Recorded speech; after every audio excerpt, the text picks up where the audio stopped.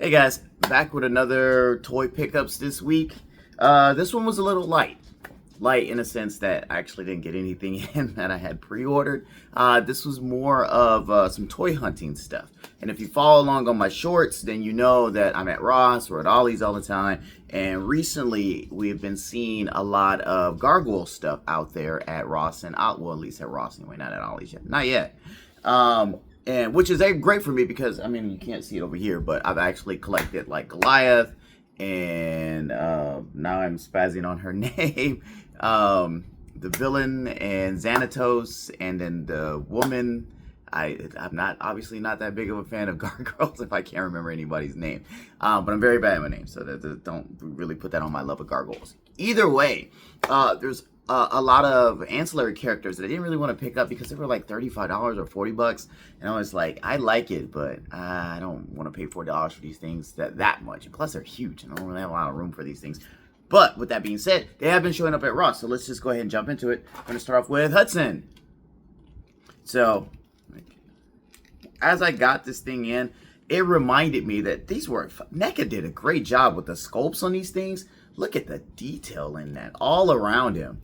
Like in his costume and his suit, in his face, the muscles, the bone structure, and in his head. Look at that. Look at that.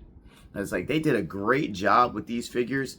I actually kind of feel like I'm glad that these showed up at Ross because I felt like I was really missing out by not having these things. Now I need to extend my gargoyles collection over here, but I'm really glad that they actually had. Look at the wash and the hair.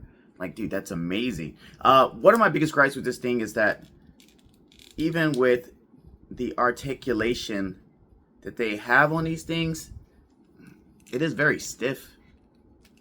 But they do get really good range. Like, they only got single jointed knees, but like double jointed elbows, and that's actually really cool. So at least you can make fists. You can't. I wish there was kind of like some articulations in the chest.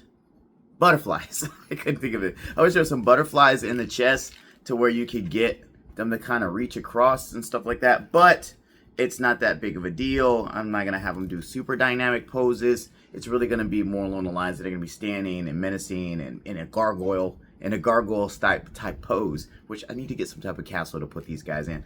But so that's Hudson. It comes with his wings. I really like the cape wings. When you bought was it Broadway? What's the dog? Oh, when you bought the dog, you got the and Xanatos, you got like the down wings, the cape-like wings. I really like those better than these because these, you can't use these things whatsoever. It's like, if you have them out, look how long that is. It's like, you can't display this thing anywhere. So for the people that have these things displayed with like the full-out wings, God bless you, because you got way more room than I got. All right, but that was Hudson. All right, so we're gonna, as a matter of fact, I guess we should talk about his accessories too. It comes with the tail, it comes with an extra set of hands, it comes with this badass little knife sword thing, because it's not long enough to be a sword, not short enough to be a knife, and the alternating face where he's screaming. I like that. Like I said, there's great sculpts from NECA. They did a great job with this one. All right, so other one that I saw out there is Thailog, and if you aren't familiar with Thailog, he is just the evil version of Goliath, spelled backwards. Very innovative. But hey, you know what? We deal with Dracula and Alucard, so why not have Goliath and Thailog? I didn't want to buy this one because he's basically just Goliath in a different color with red eyes and more sneering face. But at the $20 the day he was at Ross, I jumped on this thing. Like I said, the sculpts, the details, look at all the muscular sculpt in that. That's awesome. It's just like Hudson. He has the same range of articulation, except Hudson, he's wearing this little upper body piece, so it really kind of limits some of his movement. You get way more movement in Thailog. Maybe I'm lying. You just made me a liar there, Hudson. Because I was going to say his ab crunch, but he can crunch over, which is pretty cool.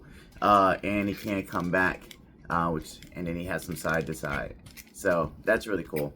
I wish this little loincloth was more cloth.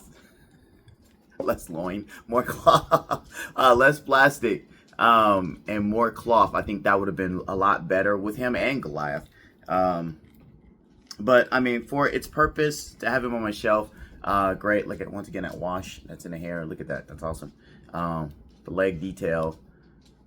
These things without the tail, by the way, they do include the tail. Without the tail, these things are not standable. You can't stand these things up by themselves. You need the tail to stand them up, because the way the feet are, it's like they can't really balance on those just toes. So he also comes with a bunch of accessories. He comes with a briefcase, which I'm gonna try to pop out of here. I don't remember a briefcase from the animation. It does open. It has money in it. Yeah, this is more of a Xanatos thing. I don't really, this isn't what I picture for Thailog. But it has money in it. He has a little gun zapper thing down here at the bottom. And a blast, a huge freaking blast effect, which there's no way he's going to be able to support that, especially plugged into that little gun. Going to be able to support that, but we'll make it work somehow. Or we just want you to stay in the container. More like, if I stay in the container, he'll just be type deal. All right, so that's what I have this week for toy pickups. Once again, Thailog and Hudson. I have heard that Brooklyn and Lexington are going to be out there. So hopefully I pick those up next week, and maybe you see it in my shorts.